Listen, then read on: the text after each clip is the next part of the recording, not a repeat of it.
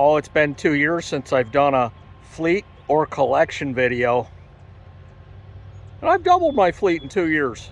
Let's walk and talk. If you're new to the channel, hit subscribe. This is what we do all day.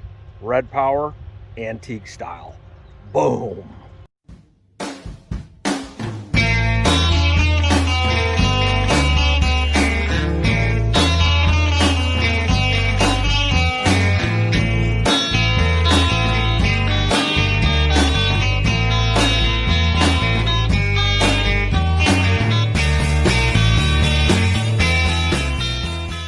All right, I put them in order.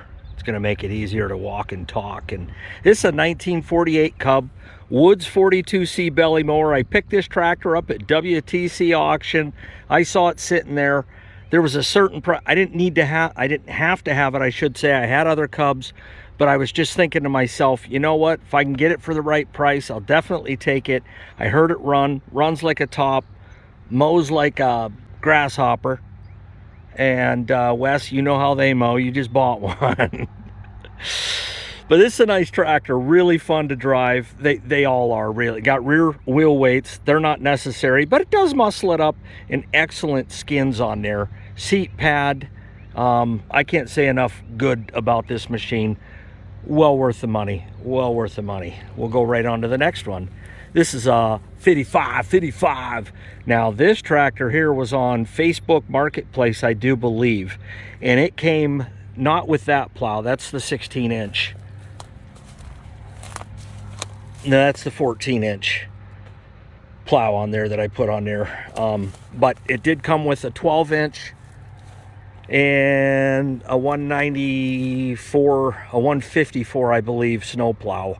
Correct me on that number if I'm wrong. I've added a step right there, which you can buy them at Steiner's or wherever. And then I went and got the floating clevis, which you do not use if you're pushing dirt, but you do if you're pushing snow. And there are a couple, at least. We didn't have a bad winter, so I didn't get to plow snow with this, thankfully, like I had expected to do. But there's one video, it's in the upwards of 100,000 views. And that's really the only blizzard we got. The rest of the time it was just snow. But anyways, yep, 1955 Cub. Got this on Facebook Market.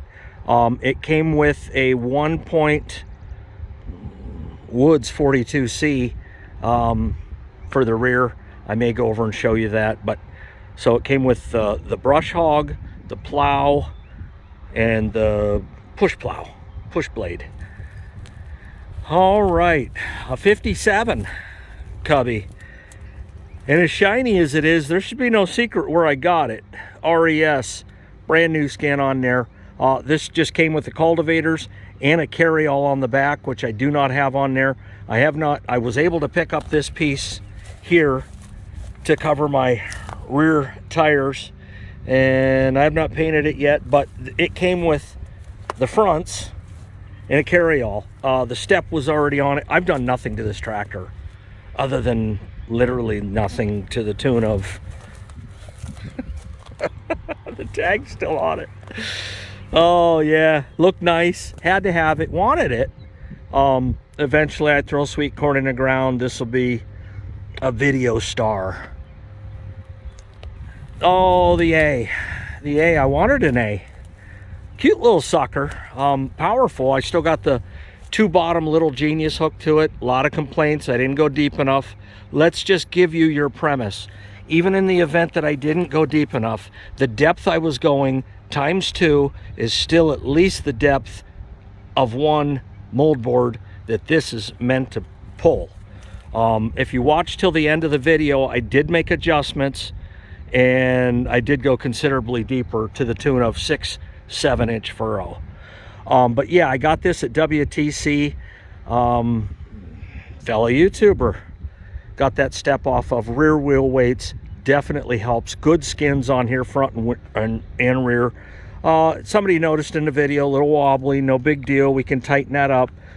Pull the wheels off, redo the bearings. I I make videos with this thing, man. That's what this channel's all about. It's a demonstration channel for antique red power.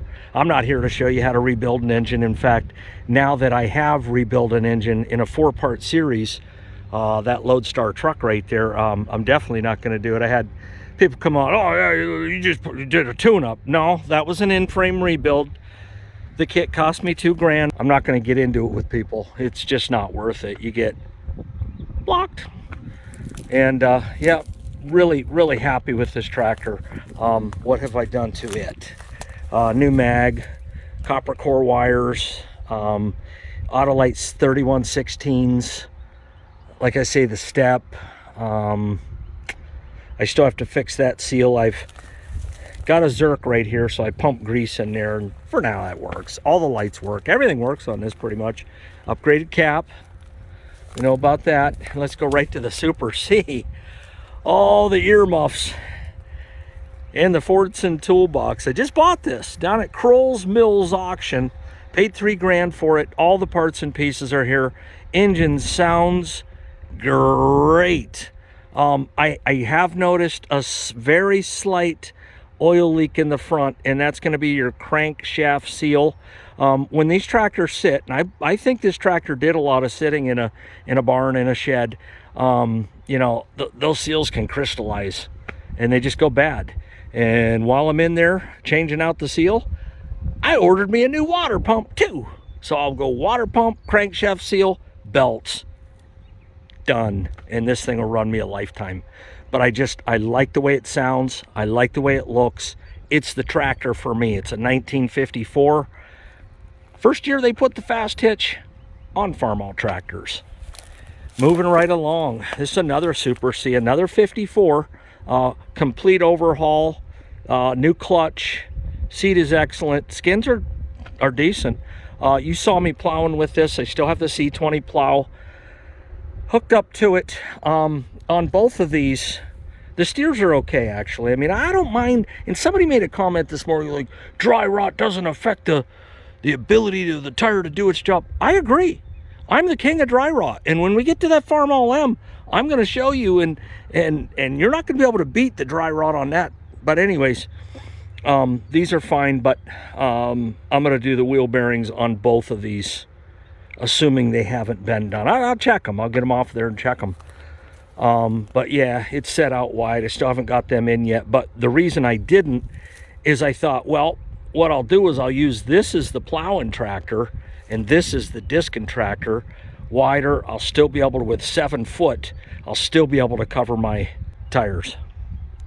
So yep, I gotta put a new emblem on this. I will be putting a new emblem on this once the water pump, the crankshaft seal is changed. Pretty cheap. I got the water pump, I think, at Steiner's for $1.25, and the seal was, it was so cheap I don't even remember. Maybe 15, 20, 25 bucks. I don't know. But believe me when I tell you, if my tractors aren't right when I get them, I make them right. You know, and somebody, when I sold my 51 Super C, they were like, you're leaving the wheel weights on there, and you're leaving this on there, and you're leaving... Yep. Because when I sell a tractor and somebody goes to somebody else's house that has my tractor there, or former tractor, I want them to say, wow, that tractor's really set up nice, and it looks nice, and it sounds nice. Where'd you get it? Well, I got it off that Farmall Fanatic guy. There you go. You're a barber and you give a bad haircut, everybody's gonna know. All right, the Farmall H. When I bought this, I was actually looking at two, and I did a thing on the community tab, a survey. It's like this one with the original front end, or there was another one with a narrow front end, and I think it had a snow plow and stuff on it, and unanimously it was this one. This is set up to cultivate. I will never cultivate with the H. That's what my 57 Cub is for.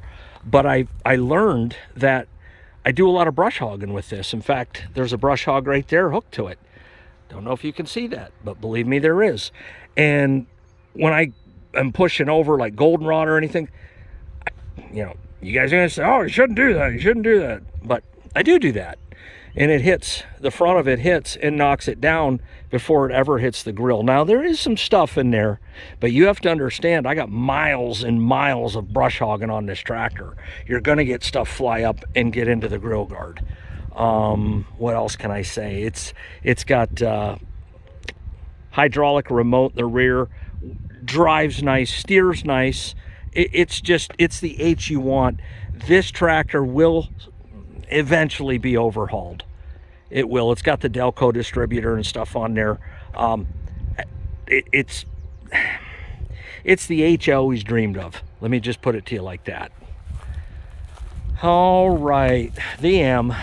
And you can see we're out just a little bit. I put a alternator on there and the belt's too long, so I need to go get a shorter belt, slide the alternator in, and then clip that. But that's what that deal is. But this is the first tractor that was ever on the channel. Got the Joyrider seat, and I know it doesn't look Farmall-y, but boy, is it comfortable. It's got about a 4-inch cushion on there, and when you sit on it, you just sink in, and it's allowed me to ride all day, every day, any way I want. Dry rotted tires, front, rear, but boy, them rice and canes, or I guess on the tire it says cane and rice. I've never heard anybody say it in that order. I put an electronic ignition on it. For whatever reason, I was just going through points and it was just stupid. Rebuilt the carburetor. We'll go on the other side. I'll show you this. This has also got a rear remote. I like my Farmalls to have to not be extremely basic in their capabilities, and it's worked out well for me. But yeah, let me show you the dry rot. I mean, here you go. Got a big gouge. Now I do have new tires to put on here, new steers. I just haven't done it. Yeah, I mean, yeah, we're dry rotted. I mean, and 100%, they operate just like a new tire, no doubt about it. I've never used the belt pulley, but it is there and it does work. Schwartz front end, toolbox there, and yeah, the hammer's on the toolbox, not in it because it doesn't fit, and I was using it for a different application. But anyways, that's a rebuilt carburetor on there from probably 3 years ago. I did put an inline fuel filter in there because I thought, you know what, new carb. I did flush the tank when I got it. It was filthy. I've pretty much eradicated any rust or rust flakes that get down around the petcock, and no, I didn't put an extension up in the tank. The tank's clean. It is clean. So the inline, I run non-eth in all of my tractors, and this thing has just been a tank of a tractor. Just an absolute, I mean, the first time I hooked the 370 14 footers up to this, I thought, oh, this could be funny. I'll just drop them down, you know, feather them. And then all of a sudden I was like, well, I don't feel them there. So I picked up the tires about halfway again, and I was like, well, I still don't really feel it too much. And then I went wheels up on that disc, and that really made the channel. I think I got 125,000 views on that video. And that was back when I completely didn't understand what to do on YouTube. Basically my first year. I've had my YouTube channel 5 years, but that first year was just a fiasco. All right, so that's the M. 1945, 1949 H, 254s as far as the Super Cs go. And you just saw me buy this. This is the MTA, Super MTA. Got the monkey off my back. Firestone 15.538. Probably what I'm going to do, and I almost hate to do it, but eventually one day I'm going to take these off no matter what. I can't stand not having new tires on this tractor. And it's not a tractor that's ever going to leave the farm as long as I'm alive. 6.5 16s, the same as these. But I am going to put new Firestones on here, and they'll be loaded, not with calcium, and I'll leave it at that. I don't know. It's gonna be a tillage tractor. It's gonna be a tractor that has its own implements that none of you other suckers are gonna touch. Just you. So I'll have my own plow for it. I don't really want to pull a little Genius behind this. I think, you know, mid 50s, especially with the remote in the rear, and it's, you know, hydraulic system and stuff. I want to go like international 60 or 70 three bottom, like a 314. I wouldn't even mind a 316 for this. And what are you doing? Oh, okay.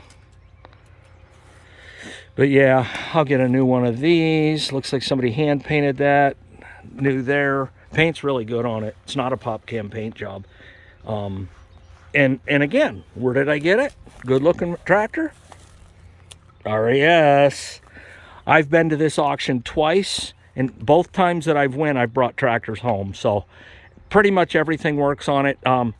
I did order a new M meter for it. I mean, there's just little things that I'm going to do. I have ordered the 2-vent free gas cap, and that should be here. I mean, I've got them in 10 days before. I've got them in 3 weeks, but never more than that. So, yep, 1954 Farmall Super MTA.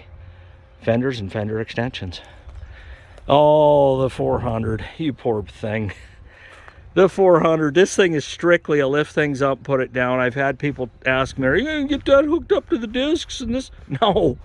If anything, I'm going to move this thing down the road and let somebody else pump tons of money into it. Now, I did rewire it to the point where I had no choice. Mice and stuff got in there and chewed, and it just wasn't operational.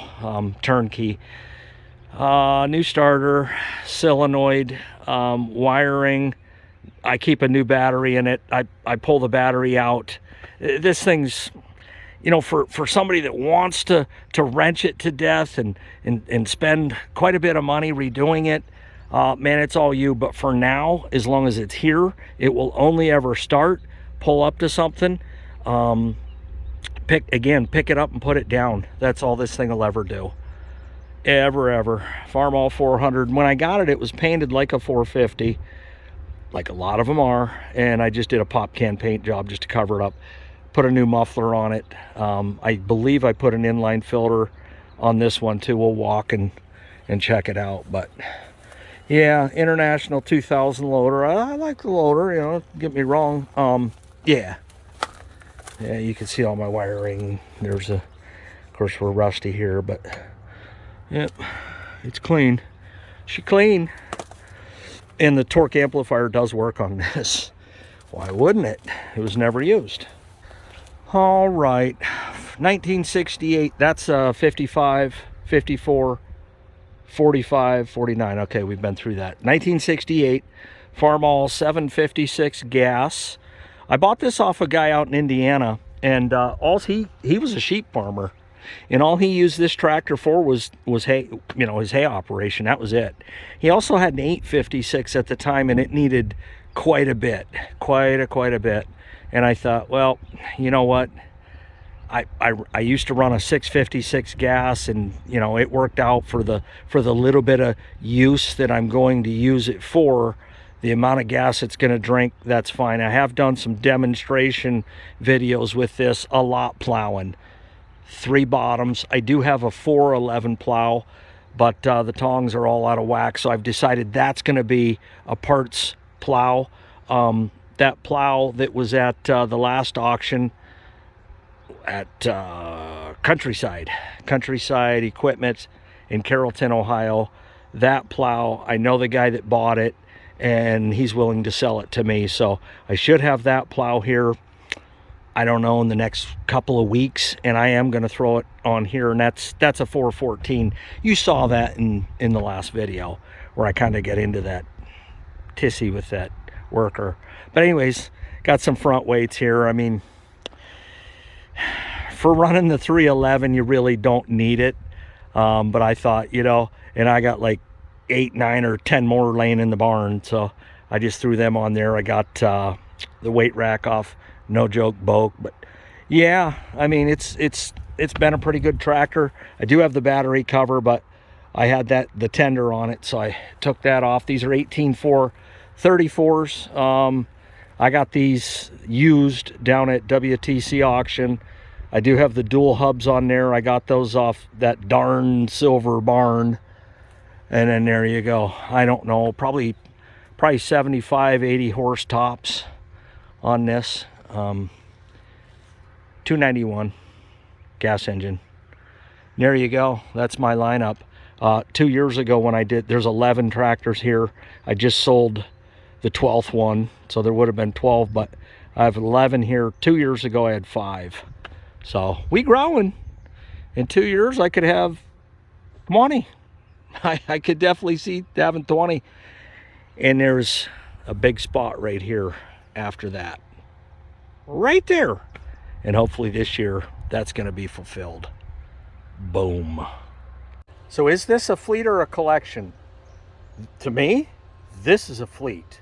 A fleet you use. A fleet you're not afraid to get dirty. A collection would be like the Oliver Museum we went to. That's a collection. I got a fleet. We're going to get them dirty a lot real soon. Real boom.